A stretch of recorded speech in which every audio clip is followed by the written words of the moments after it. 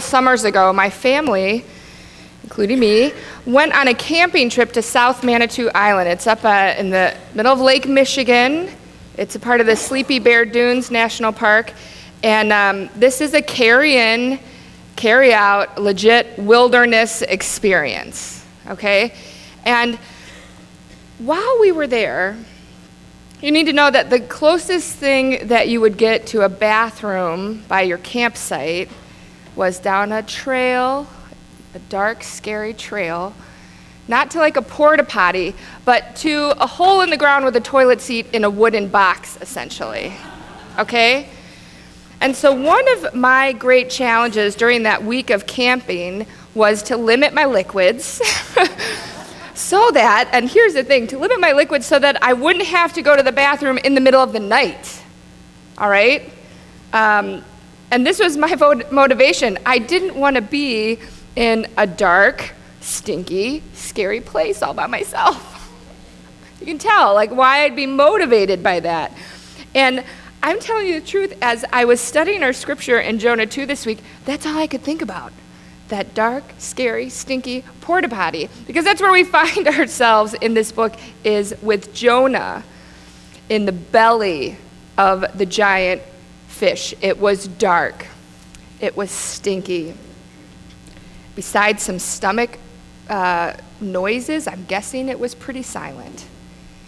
And Jonah was in the belly of this fish for 3 days. And we have here in our scripture, really, a moment in Jonah's life where he is at the rock bottom of life because of his own choice of disobedience. So I think the kids beautifully recapped the story of Jonah. You know, that actually all just came together last night. I know usually we're much more planned in advance, but we're like, let's see if we can put this little thing together. And the kids, I did edit some of it. I should do an unedited reel. We'll put up on Facebook or something. Because one of the kids said they think the fish belly smelled like pepperoni. I'll let you guess whose kid that was. Anyways, so let's read Jonah chapter 2 together. From inside the fish, Jonah prayed to the Lord his God. He said, "In my distress I called to the Lord, and he answered me. From the depths of the grave I called for help, and you listened to my cry. You hurled me into the deep, into the very heart of the seas, and the currents swirled around me. All your waves and breakers swept over me. I said, I have been banished from your sight. Yet I will look again toward your holy temple. The engulfing waters threatened me. The deep surrounded me. Seaweed was wrapped around my head. To the roots of the mountains I sank down. The earth beneath barred me in forever. But you brought my life up from the pit, O Lord my God. When my life was ebbing away, I remembered you, Lord, and my prayer rose to you, to your holy temple. Those who cling to worthless idols forfeit the grace that could be theirs. But I, with a song of thanksgiving, will sacrifice to you what I have vowed I will make good. Salvation comes from the Lord." And the Lord commanded the fish, and it vomited Jonah onto dry land. I think if you were a child who grew up in the church, this might always have been a story that captivated your mind just because it's so extraordinary.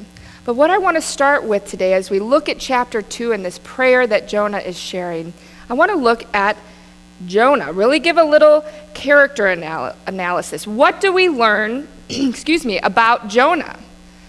The first thing we need to say out loud, because it's so obvious, is he's alive, okay?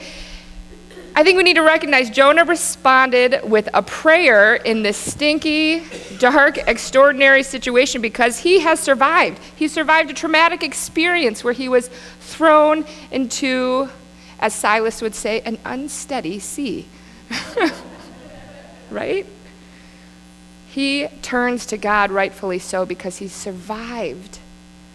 And what happens in this intimate prayer is a man's recognition of where he's come from. And it's a snapshot of Jonah's experience in the depths of the sea, in the belly of the fish. What does he do?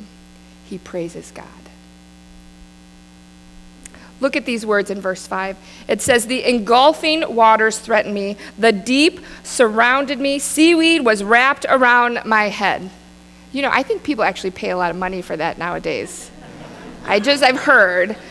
But in this situation, you're in like waves and drowning. I don't think it was a spa or therapeutic experience for him. He thought he was going to die. But what happened? He puts it beautifully in verse 6. "But you brought my life up from the pit, O Lord my God." Remember who Jonah was. He was a prophet, a holy man, a man who was recognized for his connection to the one and only Creator God. And where did this holy, righteous man end up? In the pit. Why? Because of his disobedience. The first lesson we need to learn from Jonah is that we're never beyond falling into the pit of sin and disobedience. Jonah was deliberately disobedient. It put his life in danger. It put everyone else's life in danger who was on the rough seas that night. Friends, our disobedience to God affects us individually, and it affects the world around us. But the beautiful part of that is so is our witness. Faithfulness affects us and the world around us as well. And for Jonah, in God's righteous redemption plan for Jonah and for Nineveh, God made a way. So here sits Jonah in the belly of a fish. Yes, traumatized, but revitalized and ready to recognize and honor the God who called him in the first place. It's really, if you think about it, it's beautiful. God gives Jonah another chance to be obedient. He pulls him from the pit and provides a path to redemption. And do you know what's interesting to me when we think about this story too, is that this nasty, stinky, lonely belly of the fish, that was not the pit. The being in the belly of the fish was the relief from the pit. I mean, just imagine how horrible the pit of life is if it's worse than being captive in the belly of a fish. In the King James Version, it doesn't use the word pit, it uses the word corruption. He is pulled and saved from corruption. We are saved from the pit of despair. You know, in preparation for this message, I might have gone down a rabbit trail of internet videos documenting the stomachs of fish and fish vomiting. I do not recommend this, but it is a thing, apparently. It's gross and it's nasty. But he was not in the pit.